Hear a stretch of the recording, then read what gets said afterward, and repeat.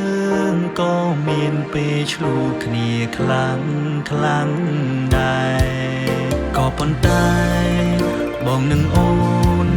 មិនលែងដៃគ្នាទៅណាឡើយរឹតស្រឡាញ់រឹតតែចង់ថែចង់នៅក្បែរលូថ្ងៃសូមអូនចាំទេបងធ្លាប់សន្យាថាមើលថែអូនឲ្យមានសុភមង្គលពេលនេះបងបានផ្ដល់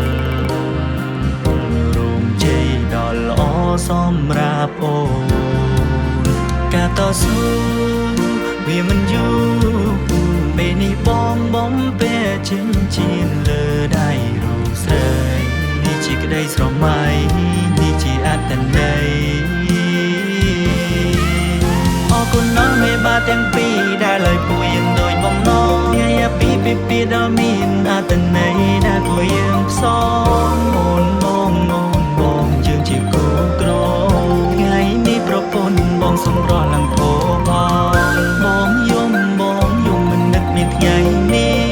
ថ្ងៃដែលបំពេស្បៃឡើងកម្មវិធីសំឡឹងមើលប្រពន្ធបងស្អាតដូចព្រះរាជិនីនេះបងមានសំណាងបានអូននៅក្បែរអរគុណអូនជាជាងដែលចូលមកក្នុងជីវិតប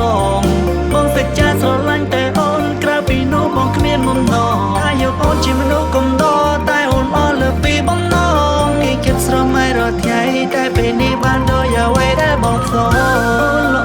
អូនល្អសម្រាប់តែបងម្នាក់គ្មានអ្នកណាជំនួសអូនបានក្រៅពីអូនទេ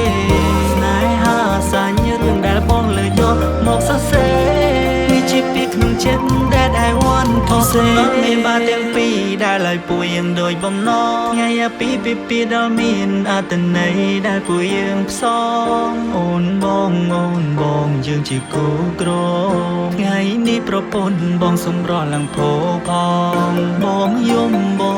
មិននឹកមានថ្ងៃនេះថ្ងៃដែលបំពេស្បៃឡើងកម្មវិធីសំឡឹងមើលប្រពន្ធបងស្អាតដូចព្រះរាជិនីនេះបងមានសំណាងបានអូននៅក្បែរអរគុណណាស់ពេលបាទាំងពីរដែលលើកមួយយ៉ាងដូចបំណងថ្ងៃ